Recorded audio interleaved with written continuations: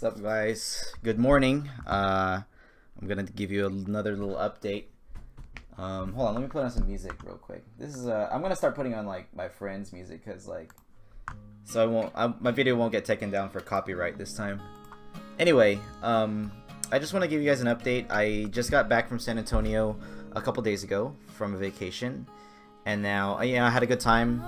Spent a little bit of money on food. I tried to save as much as I could, but there was a day where I did spend $50 on barbecue. But shout outs to Texas. But now it's kind of back to real life. I know.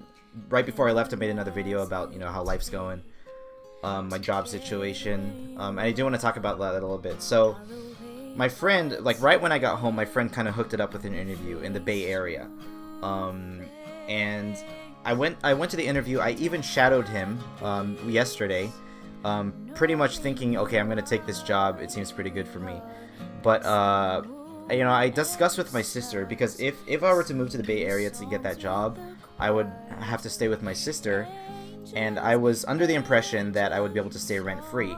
And I know, that's a huge perk, she's family, but realistically, discussing it with my sister more, she would want me to help with utilities and food and stuff like that, even if I didn't pay rent.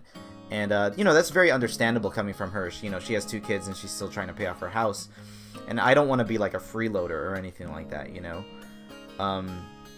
But I'm thinking, like, I would have to move all my stuff over there, probably have to drive back and forth a few times, and I calculated, like, the gas, all the expenses, and like the income I would be getting, from that part-time job, and I just think like moving there would not be worth it, especially when I have such an advantageous situation at home. And another thing that like would be better staying at home is that, like, I have my stream situation. Like I do get not consistently, but I do get donations and subs, and I get a lot of work done. And the main thing is that I have the freedom to stream at home because I can make as much noise as I want. I could talk. I have this room to myself, and I can make noise and laugh and sing with you guys and dance with you guys and all that stuff.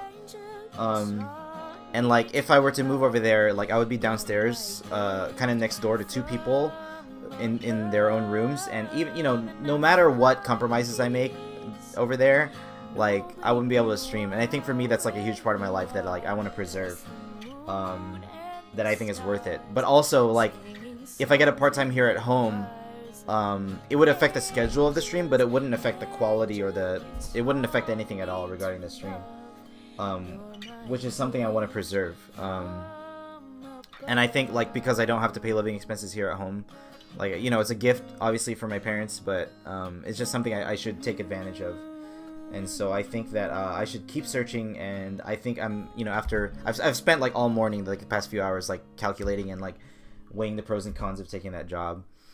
And I think the best idea is to keep searching locally. So yeah, that's pretty much that. There'll be more opportunities here. I'm still, I gained like right before I left for San Antonio, I gained a lot of momentum with my art. Like I've been getting, a lot of followers. I just hit 1K followers on Instagram. Pushing everything on every social media like Twitter and DeviantArt and Pagey World, and I'm still trying to build my art station, my tapas and my webtoon, like all that stuff. I'm trying to manage all that by myself.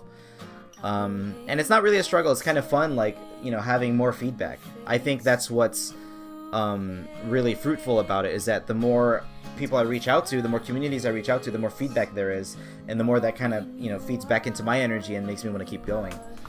And even looking at my commission list, let me pull it up here. Not on screen, but I can kind of pull up my commissions. And I have I just finished one. I just finished 2 actually. I gotta finish one today. I gotta ask for payment for 1, and then I still have 1, 2, 3, 4 more to do. So like I said, when I started commissions, I have never not had a list, and the more I do, the more requests I get, which is good. Like that's somewhat consistent business, and it's just really up to me to keep up with that. So everything, like as an artist, everything's growing, and that's what I want, that's what I need, and that's what I need a job to support, because until that becomes consistent, until that becomes a career, I need a part-time to support myself. So I'm just gonna keep searching. But like, I want to get a little bit more into what I consider a really important aspect in my life, which is my spirituality. I know a lot of you know that I am Catholic. I'm, you know, a lot of you also know that I am a sinner. I'm a big sinner, just like all of us. And I think that being religious and being Catholic is not about me being holier than thou or me being perfect, but it's about me, you know, trying hard with my life and trying hard to excel in a way that pleases God. And I do believe in God, and I do pray every day. And sometimes, you know, my spiritual life can kind of suffer from getting caught up in the world. And that's not a bad thing, to take care of your worldly responsibilities. But at the end of the day, I want to live a life that pleases God, and I want to be a wholesome person that contributes to people's happiness, and, you know, reduces suffering in the world. And at the end of the day, I want to live a life that, like, you know, a good person. And I'm not the kind of Christian that wants to shove it down everyone's throats. You know, that's not right. Like, I just want to make sure people are happy and make sure that people live a good life. And I need to deepen my spirituality, I think, because there was a time in my life, I would say 5 years ago, where I was really deep into it and I was praying a lot, and my life, I was generally really happy. You know, no matter if I was poor, no matter, you know, what kind of opportunities I had or what kind of opportunities I was missing, like, because I was living really in tune with my faith, I was living a really, what I thought to be a good life, and people around me were happy, and people around me were considerate, and I just created a good environment for myself. And I think lately, because I've been lacking in that, I think the environment has been, you know, more oppressive, and the environment has been more, you know, difficult and stressful. And I think they say, you know, your life follows your thoughts, your actions follow your thoughts, and therefore your life, you know, is gonna be, you know, in tune with your actions. I think because I was praying, you know, whether or not you're religious, there is value in your thinking, and the way that you think affects your world. And I think for me, I need to be a lot more in tune with that, to kind of get back into the groove. So I do want to go to church, like even today, like maybe interrupt my stream maybe at 5 p.m. and try to head to church. Maybe if I can hit up confession, you know, shout out to Catholic and Sacrament of Confession. I should hit that up and, you know, try to attend Mass more and get more in tune with the Word of God and read the scriptures and stuff like that. And for me, that's really important. And I hope y'all, you know, no matter who's seeing this, I hope y'all can respect that. And I do want to get into a very particular aspect of my spirituality, which is what I believe to be my conversations with divinity. And my, you know, well, that's what prayer is, right? You're trying to talk to God, saying, Lord help me, Lord help me. But I think there was, like, that time 5 years ago when I was really in tune with it, I believed that you know, my conversations and what I believe to be a relationship with the Lord was really clear. And any messages sent to me, either kind of cryptically or directly through revelation, I believe them to be really clear. And one that I've really been ignoring for the past, I don't know how many years, is that I've been reading this book. And I'm going to share this with you guys. This book called The Song of Bernadette is written by a Holocaust survivor who found refuge in Lourdes, France. And if you know anything about Lourdes, France, is that Saint Bernadette is the patron saint of that city and came out of that city, and someone that I find really important in my own life, and someone that is an inspiration to me. And I've been reading this sort of biography that he wrote, sort of about the city of Lourdes and about her life. And in my prayer life, that's kind of been the clear message.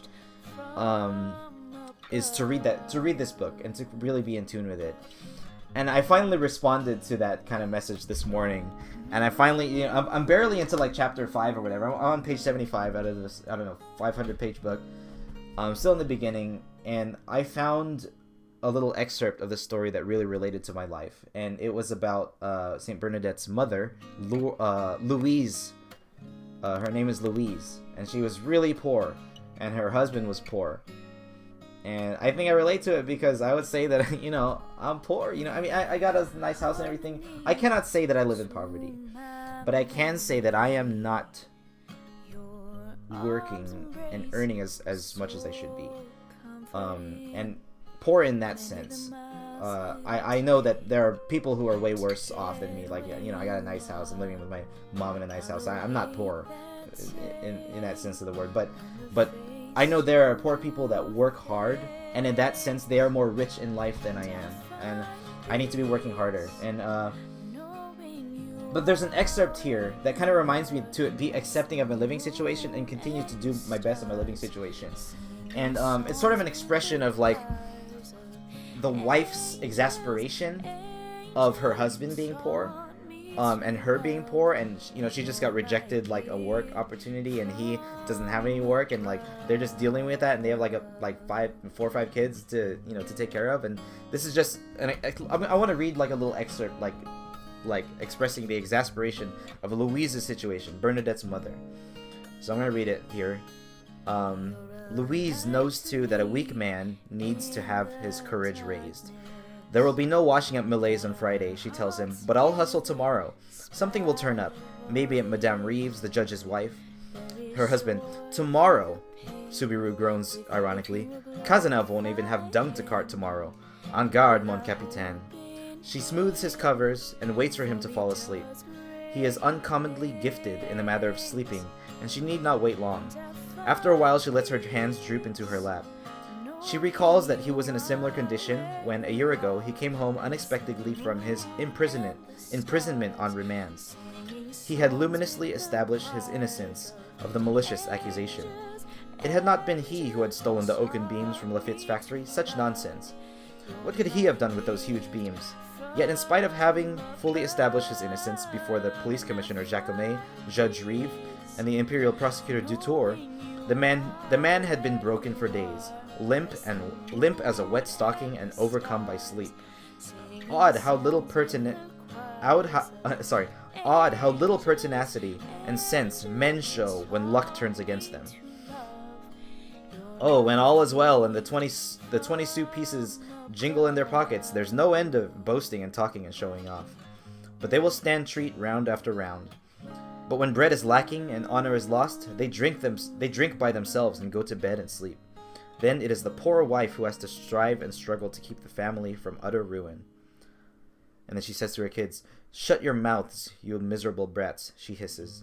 "Don't disturb your sick papa when he sleeps." And so here she is, like, dealing with sort of a deadbeat dad who had just a year ago was fighting imprisonment. And you know, it mentioned how, you know, men are so weak and retreat and kind of shut down when they're fighting the power, you know.